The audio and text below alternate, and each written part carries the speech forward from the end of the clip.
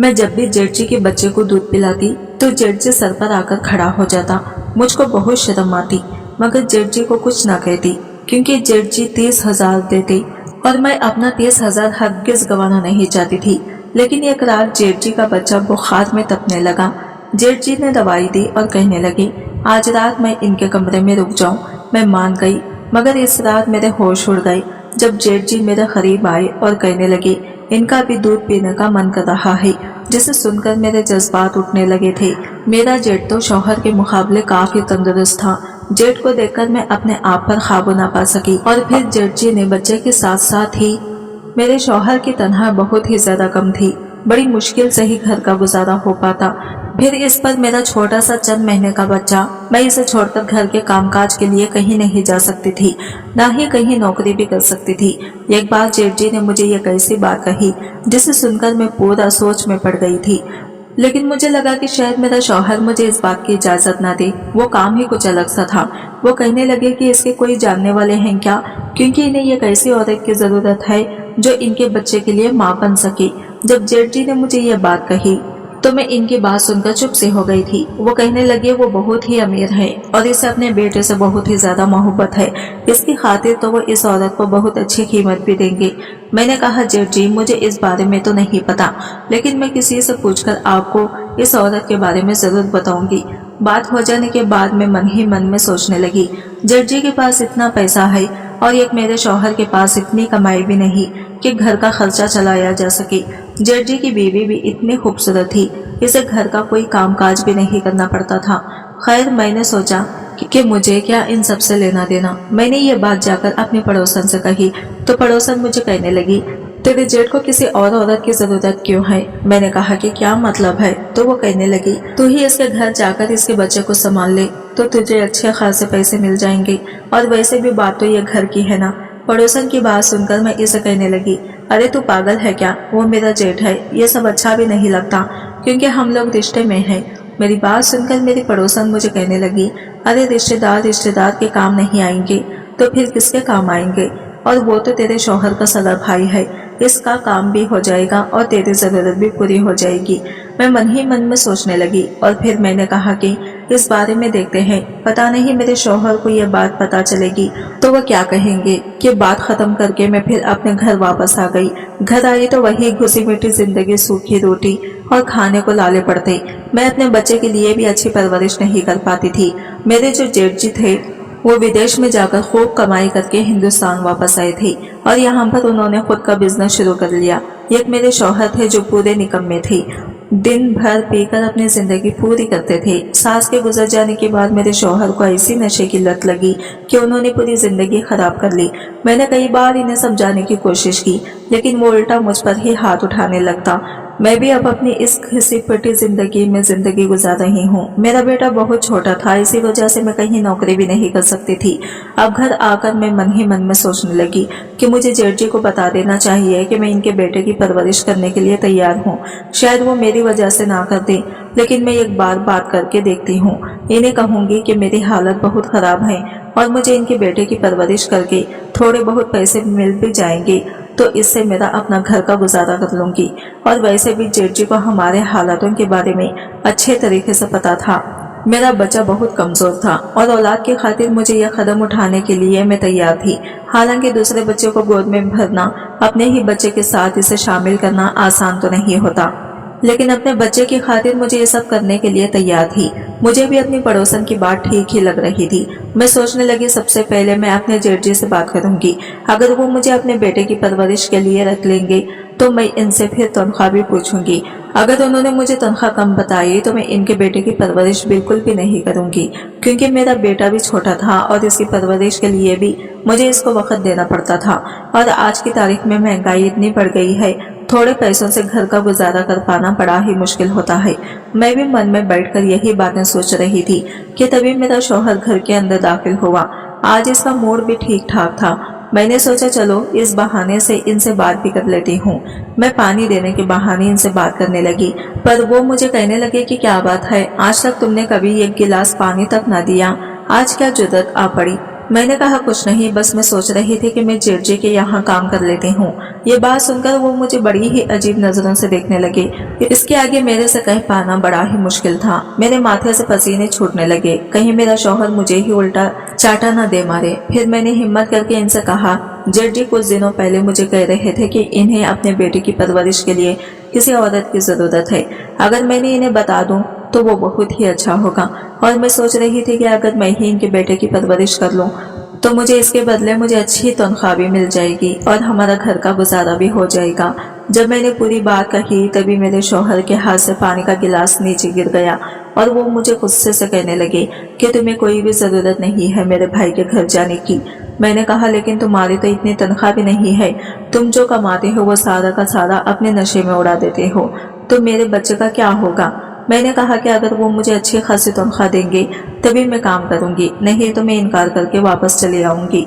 मेरे शौहर बार बार मुझे इनकार ही कर रहे थे, लेकिन मैं बार बार इन्हें मनाने की पूरी कोशिश कर रही थी।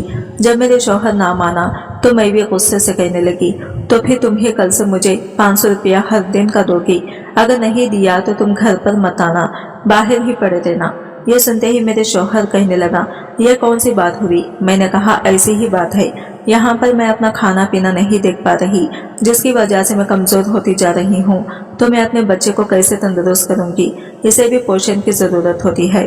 फिर मेरा शौहर कुछ देर तक चुप रहा और फिर मुझे कहने लगा कि ठीक है, तुम्हें जैसा ठीक लगे तुम वैसा करो, अगर तनख्वाह कम हुई तो तुम्हें काम करने की कोई जरूरत नहीं है। मैंने कहा कि ठीक है, मैं कल ही इनसे बात करूंगी। अब मैं अंदर ही अंदर बहुत खुश थी, अगर हमारे घर के हालात ठीक हो जाए तो कितना ही अच्छा होगा। यही सोचते सोचते दूसरा दिन भी शुरू हो गया, तो मैं घर का काम काज करके जल्दी ही अपने बच्चे को लेकर अपने जेठ जी के घर चली गई।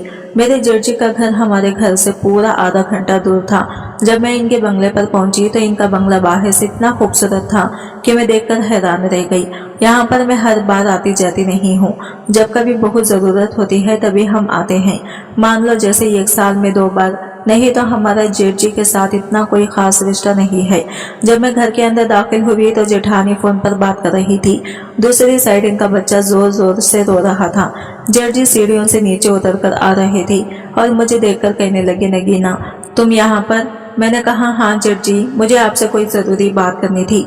तभी जेठ जी मुझे अपने साथ अपने कमरे में ले गए। इनका कमरा देखकर मैं तो पूरा चौंक गई थी। इनका कमरा देखने में काफी खूबसूरत लग रहा था। तभी जेठ जी कहने लगे कि हाँ बताओ नगीना। मैंने कहा, जेठ जी आपने मुझे इस दिन का कहा था ना कि आपको अपने बच्चे की परवरिश के लिए किसी औरत की जरूरत है। तो जेठ जी मुझे कहने लगे, हाँ हाँ मैंने कहा तो था, वो औरत कहाँ है। जेठ जी की बात सुनते ही मैंने कहा कि वो औरत मैं ही हूँ। ये सुनते ही जेठ जी मुझे अजीब नजरों से देखने लगे। मैंने इन्हें कहा, जेठ जी आप गुस्सा मत होना, आपको आपके बेटे की परवरिश के लिए एक औरत की जरूरत है जो माँ का फर्ज निभा सके, और दूसरी तरफ मुझे भी कुछ पैसों की जरूरत है। अगर आपके बेटे को संभालने से मेरे घर के हालात ठीक हो जाएंगे तो ये तो काफी बेहतर रहेगा। जेठ जी मेरी बात सुनकर कहने लगे, तुम्हारा खुद का एक छोटा बच्चा है तो तुम कैसे मेरे बच्चे को संभालोगी। मैंने कहा, इसकी फिक्र बिल्कुल मत करें, मैं आपके बच्चे को भी अपने बच्चे जैसा ही परवरिश करूंगी। कुछ देर जेठ जी खामोश रहे और फिर सोचने लगे और फिर मुझे कहने लगे कि अच्छा ठीक है। यह बात सुनकर मैंने कहा, जेठ जी तो फिर आप मुझे कितनी तनख्वाह देंगे। जेठ जी मुझे कहने लगे कि मैं तुम्हें महीने का 30,000 दूंगा। इतनी बड़ी रकम का सुनकर मेरी आंखें तो फटी की फटी रह गई। मैंने कहा, क्या जेठ जी। कहने लगे कि क्या तुम्हें यह रकम थोड़ी लग रही है। मैंने कहा कि नहीं नहीं। फिर मैं चुप हो गई। जेठ जी मुझे कहने लगे कि तुम आज शाम से ही बच्चे की परवरिश करने के लिए घर पर आ जाना। ये सुनकर मैं खुशी से वहां अपने घर वापस आ गई और मैं घर आकर अपने शौहर को बड़ी खुशी से ये बात बताई। मेरे शौहर भी ये बात सुनकर चौंक गई और वह कहने लगे कि एक मेरा भाई है जो इतना पैसा कमाता है और एक मैं हूँ जो नशे की लत की वजह से आज अपने बच्चे को अच्छी खुराक भी नहीं दे पा रहा। ये सुनते ही मैंने कहा कि आप चिंता मत करें, हमारे घर के हालात जल्दी ही ठीक हो जाएंगे। अब मैं दिन भर का काम जल्दी जल्दी करने लगी ताकि मैं शाम को इनके बच्चे की परवरिश करने के लिए जा सकूं। घर का काम करने के बाद मैं अपने जेठ जी के घर के लिए रवाना हो गई थी। मैंने अपने साथ अपने बच्चे को गोद में उठाया भी हुआ था। आधे घंटे के सफर के बाद जब मैं इनके बंगले में दाखिल हुई तो जेठानी जी मुझे नाक चिढ़ाते हुए कहने लगी, पता नहीं मेरे शौहर अकरम का आखिर क्या हुआ है, वो बच्चे की खातिर किसी भी गरीब औरत को घर में बुला लेते हैं। जब ये जेठानी ने मुझे ये बात कही तो ये बात मुझे बड़ी ही खराब लगी थी। मैं मानती हूँ मैं बहुत गरीब हूँ, लेकिन रिश्ते में मैं इनकी देवरानी लगती हूँ। वो कम से कम इस रिश्ते का तो लिहाज कर सकती थी, लेकिन मैं ज्यादा बहस ना की और फिर चुपचाप मुझे जेठ जी की आवाज आई और फिर वो मुझे अपने साथ अपने कमरे में ले गए। कमरे में जाते ही जेठ जी मुझे कहने लगे कि देखो मेरे बच्चे की तबीयत बहुत ही खराब रहती है। मेरी बीवी जो है वो ज्यादातर अपने बच्चे पर ध्यान नहीं दे पाती और वो ज्यादातर किटी पार्टी शॉपिंग वॉपिंग में बिजी रहती है, जिसकी वजह से वो अपने बच्चे पर ध्यान नहीं देती। मैं तुम पर विश्वास रख सकता हूँ क्योंकि तुम मेरे भाई की बीवी हो, लेकिन तुम ये बात याद रखना कि ये ना हो कि तुम यहाँ अपने बच्चे पर ज्यादा ध्यान देने लगो, क्योंकि तुम्हारा बच्चा भी बहुत ही छोटा है और इसे भी एक माँ की जरूरत है। तो तुम कैसे मेरे बच्चे को माँ जैसा प्यार दोगी? ये बात सुनते ही मैं जेठ जी से कहने लगी कि जेठ जी आप बिल्कुल भी चिंता मत करें, मैं आपके बच्चे में कोई भी फर्क नहीं देखूंगी, इसे भी माँ की ममता जैसे ही प्यार दूंगी। मैं एक नौकरानी के साथ फिर कमरे में चली गई। वो कमरा इस बच्चे के लिए बना हुआ था। वो बच्चा बहुत जोरों से रोए जा रहा था। शायद वो भूख की वजह से मैंने इसे अपने गले लगा लिया और इसे चुप कराया। कुछ ही देर में वो बच्चा भी सो चुका था, लेकिन इस बच्चे को मेरी गोद में देखकर मेरा बेटा ही बड़े ही गौर से मुझे देख रहा था। मैं अपने बच्चे के हक में किसी और को शामिल कर चुकी थी। मेरा बेटा बार बार मेरी तरफ लपक कर गोद में आने की बार बार कोशिश कर रहा था, लेकिन इस वक्त जेठ जी का बेटा मेरी गोद में था। मैं इसे ही सुलाने की कोशिश कर रही थी। मैंने अपने बेटे के चेहरे पर एक अजीब सी बेचैनी देखी।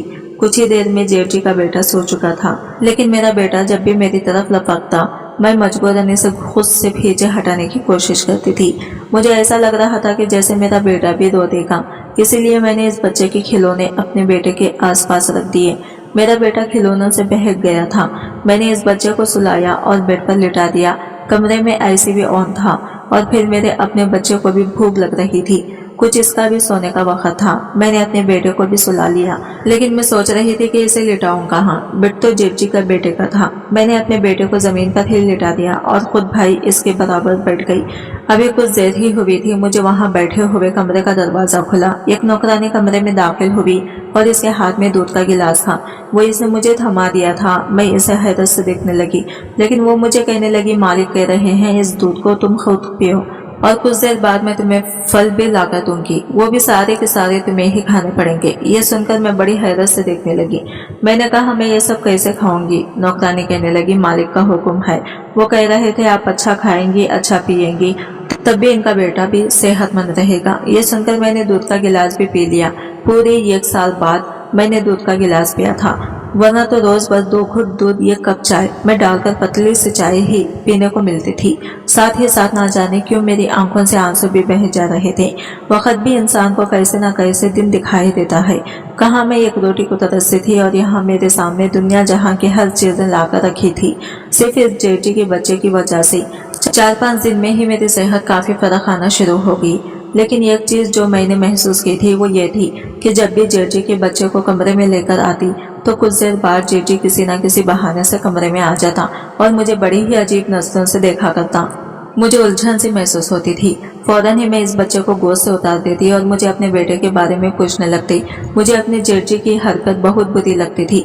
वो क्या कमरे में बिना इजाजत चले आते हैं? जब 4-5 दिन यही सिलसिला जारी रहा तो फिर एक दिन मैंने गुस्से में कह दिया कि देखें मुझे यूँ अच्छा नहीं लगता, बार बार कमरे में क्यों आते हैं आप? मेरी बातें सुनकर इसके माथे पर बल पड़ने लगे। वो कहने लगा सच्ची सच्ची बात बताऊं आपको? मैंने कहा जी बताइए। कहने लगे देखो मैं आपको जो खाने पीने में इतनी चीजें पेश करता हूँ बस सिर्फ इसीलिए करता हूँ ताकि मेरा बच्चा अच्छी सेहत का हो जाए। मुझे ये वहम रहता है कि आप मेरे बेटे के बजाय अपने बेटे से ज्यादा प्यार करती हैं, ज्यादा इसे तवज्जो देती हैं। मैं अगर पैसा खर्च कर रहा हूँ तो अपनी औलाद के लिए कर रहा हूँ। ये सुनकर तो मेरा दिमाग घूम कर रह गया। वो क्या समझता था? वो मुझे क्या बेईमान समझ रहा था? इसकी फिक्र में मैं अपने बच्चे को सेहतमंद करूंगी कि बेटे को पूछूंगी या इसके बेटे को भूखा रखूंगी? मैंने कहा जेठ जी मैं गरीब जरूर हूँ लेकिन मैं बेगैरत नहीं हूँ। मुझे नमक की वक्फा भी करनी अच्छे से आती है। अगर आपको ऐसा ही लगता है तो ठीक है, आप किसी और औरत को रख लें। ये कहने के बाद मैंने अपना बच्चा गोद में उठाया और बाहर जाने लगी। वो मुझे पीछे से पुकारता रह गया था, लेकिन मैं 1 मिनट भी वहां ना रुकी और अपने घर आ गई। मैं गरीब जरूर थी लेकिन बेगैरत हरगिज नहीं थी। इतनी बातें सुनने के बाद भला मैं क्यों वहां पे रुक जाती? मैं अपने बच्चे का हक इसके बेटे को दे रही थी। اس کا خیال بھی بخوبی کر رہی تھی۔ جب تک میں وہاں ہوتی تھی اس کے بچے کو ہی سنبھالتی تھی اور اپنے بچے کو اس کے کھلونے سے بدلتی رہتی تھی، حالانکہ میرے بیٹے کا حق تھا کہ میں اسے دھیان دیتی تھی۔ اسی رات مجھ پر ایک مصیبت بھی ٹوٹ پڑی۔ میرا شوہر واپس گھر نہیں آیا تھا۔ رات کے 12 بجے میں بہت پریشان تھی جب مجھے فون آیا کہ کسی نے مجھے یہ بتایا کہ میرے شوہر کو دل کا اٹیک آیا ہے۔ جب میں نے سنا ہی تھا کہ میں ہاسپٹل پہنچی اور میرے شوہر کی موت ہو چکی تھی، مجھے ڈاکٹر نے آ کر یہ خبر دی کہ میرا شوہر اب اس دنیا میں نہیں رہا۔ میں وہی بے ہوش ہو کر گر چکی تھی۔ کبھی اپنے کچھ مہینے کے بچے کو دیکھتی تو کبھی اپنے شوہر کے مردہ شریر کو۔ میں پھوٹ پھوٹ کر رونے لگی تھی۔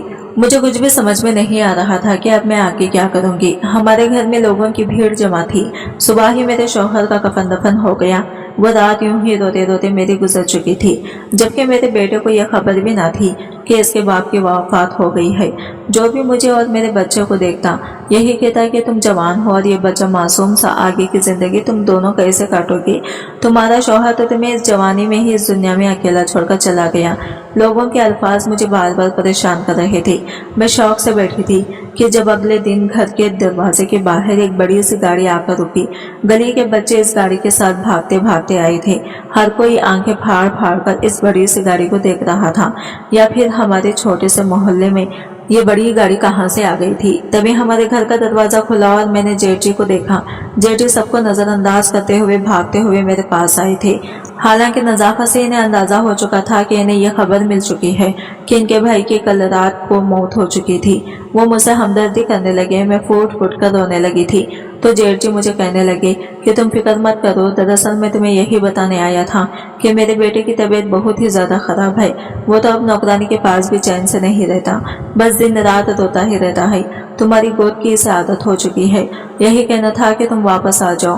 میں اپنی غلطی پر بہت ہی شرمندہ ہوں، بس اپنے بچے کو لے کر تھوڑا سا پریشان ہو گیا تھا، کیونکہ جس بچے کی سگی ماں اس کی سگی نہیں تو بھلا میں اس کی منہ بولی ماں پر ایک دم کیسے یقین کر سکتا تھا۔ جج جی نے جب یہ بات کہی تو مجھے اپنی جگہ پر ٹھیک ہی لگی تھی۔ انہوں نے میرے ہاتھ پر کچھ پیسے رکھے اور پھر وہاں سے چلے گئے۔ میرے شوہر کی تو موت ہو چکی تھی، مگر گھر کا راشن بھی ختم ہونے کو تھا۔ وہی مجھے بار بار نوکرانی کا فون بھی آ چکا تھا کہ جیٹ جی کا بیٹا بڑا ہی بیمار ہے، وہ صرف میری ہی گود میں اسے سکون مل سکتا ہے۔ مجھے اس بچے کی بھی فکر تھی، آخر میں ایک ماں تھی، میرے گود میں بھی معصوم سا بچہ تھا، بھلا میں دوسرے بچے کی کیسی نہ فکر کر سکتی تھی۔ اسی روز میں نے جیٹ جی کو فون کیا تو انہوں نے بڑی سی گاڑی بھجوا دی، جس میں بیٹھ کر میں جیٹ جی کے گھر پہنچی تھی۔ میری حالت کافی خراب تھی، مگر اس کے باوجود میں نے جیسے جیٹ جی کے بچے کو گود میں اٹھایا تو وہ فوراً خاموش ہو گیا اور وہ میرے ساتھ کھیلنے لگا۔ اسے تو جیسے میری عادت ہو چکی تھی، ہر وقت وہ میرے پاس ہی رہتا تھا۔ یہ دیکھ کر جیٹ جی بہت خوش ہوئے۔ پھر ایک دن میرے پاس آ کر کہنے لگے کہ تم اگر ٹھیک سمجھو تو یہی رہ لو، میں تمہارے لیے کوارٹر خالی کروا دوں گا۔ ویسے بھی تمہارا دنیا میں اب کوئی نہیں رہا، تو بہتر ہے کہ اکیلے رہنے سے تم یہی رہ لو۔ جیٹ جی کی بات مجھے بری بھی نہیں لگی تھی۔ اب تو جیٹ جی کا رویہ میرے بیٹے کے ساتھ ٹھیک رہنے لگا تھا۔ وہ اس کا خیال بھی رکھا کرتے تھے اور جو بھی چیز اپنے بیٹے کے لیے لے کر آتے وہی میرے بیٹے کے لیے بھی لے کر آیا کرتے تھے۔ تو جیٹھانی جی کا بھی کچھ اتا پتا بھی نہیں تھا، وہ کب گھر آ رہی ہے کب گھر سے جا رہی ہے، جیٹ جی کو بھی خبر نہ تھی۔ ہر وقت ان کی شاپنگ اور دوستوں کے ساتھ کٹی پارٹی ہوتی تھی۔ کئی بار تو وہ دوسرے ملک اپنی اس سہیلیوں سے بھی ملنے کے لیے جایا کرتی تھی۔ انہیں اس بات کی ذرا بھی پرواہ نہیں تھی کہ ان کا بچہ کس حال میں ہے۔ میں اپنے شوہر کو یاد کر کے کافی اداس رہنے لگی تھی۔ میرا بیٹا بھی اپنے باپ کو یاد کر کے روتا رہتا تھا۔ اکثر ایک دن جیٹ جی کے بیٹے کی طبیعت خراب ہو گئی۔ میں کوارٹر جانے لگی تو جیٹ جی مجھے کہنے لگے کہ آج تم یہی رک جاؤ، میرے بیٹے کے کمرے میں ہی سو جانا۔ میرے بیٹے کی طبیعت خراب ہے اور وہ صرف تمہارے پاس ہی آ کر خاموش ہوتا ہے۔ مجبوراً مجھے وہی رکنا پڑا۔ آدھی رات کو جیٹ جی کا بیٹا بھوک کی شدت سے جاگا۔ میں اسے دودھ دینے لگی، مگر تبھی جیٹ جی کمرے میں چلے آئے اور میں اپنے ہی دھیان میں بیٹھی تھی۔ جب قدموں کی آہٹ سنی تو گھبرا کر جیٹ جی کے بیٹے کو خود سے دور کرنے لگی۔ وہ سو چکا تھا اور اس کی طبیعت بھی اب کچھ ٹھیک تھی۔ میری ہڑبڑاہٹ دیکھ کر جیٹ جی میرے سامنے کرسی کھینچ کر بیٹھ گئے اور پھر جو بولے وہ سن کر میرے قدموں تلے سے نیچے سے زمین نکل چکی تھی۔ جیٹ جی کہنے لگے کہ دیکھو، جو میں کہہ رہا ہوں وہ دھیان سے سننا۔ میں ایک ایسی لڑکی سے شادی کرنا چاہتا تھا جو نہ صرف دنیا داری سنبھالے بلکہ گھر اور میری ہونے والی اولاد کو بھی اس کی اچھی پرورش کرے۔ جبکہ میں جس عورت سے شادی کی اس میں ایسی کوئی خاص بات موجود نہیں ہے، اس لیے میں جانتا ہوں کہ جیسے ہی تمہاری رائے ہو میں تم سے شادی کر لوں۔ تم میرے بیٹے کو اپنے بچے کی طرح خیال رکھتی ہو मैं चाहता हूँ कि तुम्हें मैं इसकी माँ का दर्जा दूँ, इसी वजह से मैं तुमसे शादी करना चाहता हूँ। मैं जेठ जी की बात सुनी तो मेरा चेहरा लाल हो चुका था। मैं फौरन कहने लगी कि मुझे सिर्फ अपने शौहर से मोहब्बत है, मैं इसे कैसे आपसे शादी कर सकती हूँ। अभी तो उनकी रूह को सुकून भी नहीं मिला होगा। मैं फौरन ही वापस अपने क्वार्टर में चली गई, मगर जेठ जी कहने लगे, तुम्हें इस फैसले का हक है, तुम जो कहोगी वही करूंगा। जेठ जी का रवैया मेरे बच्चे के साथ बहुत अच्छा था, इसे तो अमीरों वाला आराम और ऐशो आराम मिल रहे थे। मैंने बहुत सोचा, जब अपने बच्चे के फ्यूचर को देखा तो मजबूरन मुझे जेठ जी का फैसला मानना पड़ा, मगर मुझे जेठ जी की तरफ से बड़ी बेचैनी थी। ऐसे ही मैं जेठ जी से शादी करने के लिए हामी भरी तो जेठ जी ने फौरन अपनी पहली बीवी को तलाक दे दिया। वो चीखती चिल्लाने लगी, मगर जेठ जी ने इसे अपने सारे बैंक बैलेंस और क्रेडिट कार्ड ले लिए, और अब तक वो जितना ऐशो आराम कर रही थी वो जेठ जी के पैसों से ही था। जेठ जी ने उसे पैसे ले लिए तो कंगाल हो गई और उन्होंने मुझसे शादी कर ली। कभी मुझे लगता है कि मैंने ये फैसला करके गलत किया, मगर शादी के बाद जब जेठ जी की मोहब्बत देखी तो मैं खुद को खुशकिस्मत समझने लगी। शायद मेरे नसीब में यही लिखा था। मेरे बेटे को बाप का प्यार मिल रहा था, वही जेठ जी के बेटे को एक माँ की मोहब्बत मिल रही थी। मैं अपने ऊपर वाले का शुक्रिया अदा करती हूँ, इसने कैसे इस डर से बंद रास्ते खोल दिए और मेरी जिंदगी में खुशियाँ भर दी।